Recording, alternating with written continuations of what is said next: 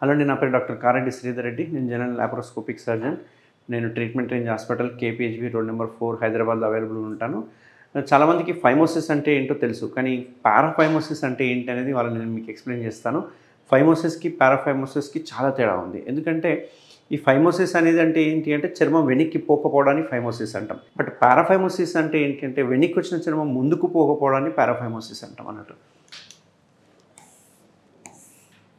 So ఈ అంగం ముందర ఉన్న హెడ్ భాగం ఏదైతే ఉందో దీన్ని మనం గ్లాండ్స్ అంటాం.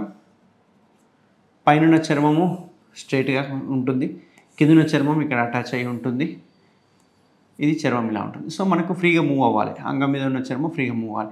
చాలామందికి ఏంటంటే ఇది ఫ్రీగా మూవ్ అవ్వదు. బలవంతంగా వెనక్కి లాగడము, లేకపోతే క్లీన్ చేసుకోవడానికి బలవంతంగా వెనక్కి లాగడం ఒకటి. రెండవది డయాబెటీస్ ఉన్న వాళ్ళు క్లీన్ చేసుకోవడానికి బలవంతంగా వెనక్కి లాగడము. మూడో ఇంపార్టెంట్, ఫస్ట్ టైం ఇంటర్కోర్స్ చేసిన వాళ్ళు కావచ్చు, లేకపోతే టైట్ ఫోర్ స్కిన్ ఉన్నా కానీ బలవంతంగా ఇంటర్కోర్స్ చేసిన వాళ్ళు, కలిసిన వాళ్ళకైతే కనుక ఈ చర్మము టైట్గా వెనక్కి వచ్చి ఇక్కడ స్ట్రక్ అయిపోతుంది. ఇక్కడ వెనక్కి వచ్చి రబ్బర్ బ్యాండ్ వేసినట్టుగా, చేయికి రబ్బర్ బ్యాండ్ వేసిన టైట్ రబ్బర్ బ్యాండ్ వేసినట్టుగా స్ట్రక్ అయిపోతుంది. స్ట్రక్ అయిపోవడం వల్ల రిటర్న్ బ్లడ్ ఫ్లో అనేది ఉండదు. Return blood flow, lymphatic flow మొత్తం ఆగిపోయి ఇక్కడంతా వాపు వచ్చేసేస్తుంది. ఈ టైట్ అయిన చోట నుంచి ముందలికంతా ఇక్కడంతా వాపు వచ్చేసేస్తుంది. మొత్తం నీళ్ళన్నీ చేరిపోతాయి. నీళ్ళన్నీ చేరిపోయి ఒక బంతిలాగా చుట్టూ రౌండ్గా బెలూన్ ఉబ్బినట్టుగా ఉబ్బిపోతుంది. దాన్నే పారాఫైమోసిస్ అంటాం. ఈ పారాఫైమోసిస్ వచ్చింది కేవలము ఒకటి ఫోర్ స్కిన్ టైట్ ఉండడం వల్ల, అంటే ఫైమోసిస్ వలన.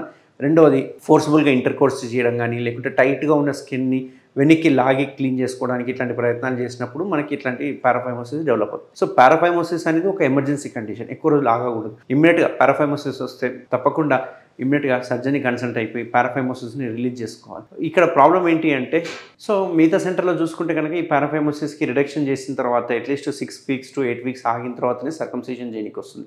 అది కూడా ఓపెన్ సర్కంసిషన్ చేస్తారు.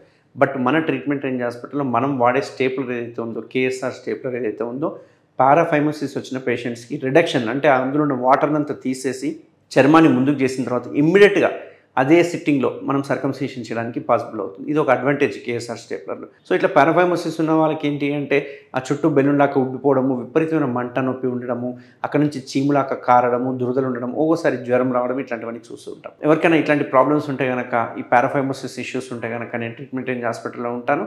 సో మీరు ఇమ్మీడియట్గా వస్తే కనుక దాన్ని రిడక్షన్ చేసి మనం దానికి స్టేప్లర్ చేయడం వల్ల 100% దీన్ని నిర్మూలించవచ్చు. దీన్ని కనుక ఒకవేళ డిలే చేస్తే ఏమవుతుంది అంటే అక్కడ ఉన్న స్కిన్ ఏదైతే ఉందో ఎక్స్కోరియేషన్ అంటే అంతా పాడైపోయి చిట్లిపోవడము, అక్కడ నుంచి చీము గారడము, అదంతా ఇన్ఫెక్ట్ అయిపోవడం వల్ల ఒక్కొక్కసారి అంగానికి కూడా ఎఫెక్ట్ అయ్యే అవకాశాలు ఉంటాయి. అంగం కూడా నల్లగే అవకాశాలు ఉంటాయి. అంగం కూడా చెడిపోయే అవకాశాలు ఉంటాయి. కాబట్టి ఇట్లాంటి పారాఫైమోసిస్ వాళ్ళు ఎటువంటి పరిస్థితుల్లో డిలే చేయొద్దు, లేట్ చేయొద్దు. ఎంత తొందరగా వస్తే అంత ఈజీగా మనకు సర్జరీ అయిపోతుంది. సో పారాఫైమోసిస్ వచ్చిన వాళ్ళకి కేవలం స్టేప్లర్ సర్కంసిషన్ సర్జరీలో మాత్రమే సింగిల్ సిట్టింగ్లో చేయడానికి వస్తుంది. ఓపెన్ సర్జరీలో చేయడానికి రాదు. 6 weeks ఆగాల్సి వస్తుంది. ఎవరికైనా ఇట్లాంటి పారాఫైమోసిస్ లక్షణాలు ఉంటే కనుక నేను చెప్పినట్టుగా బెలూన్ లాగా ఉబ్బడము, ఫస్ట్ టైం ఇంటర్కోర్స్ చేసినప్పుడు, లేకుంటే క్లీన్ చేసుకున్నప్పుడు వెనక్కి లాగి వదిలేసేయడం, ఇట్లాంటివి ఉంటే ఖచ్చితంగా నన్ను కన్సల్ట్ అవ్వండి.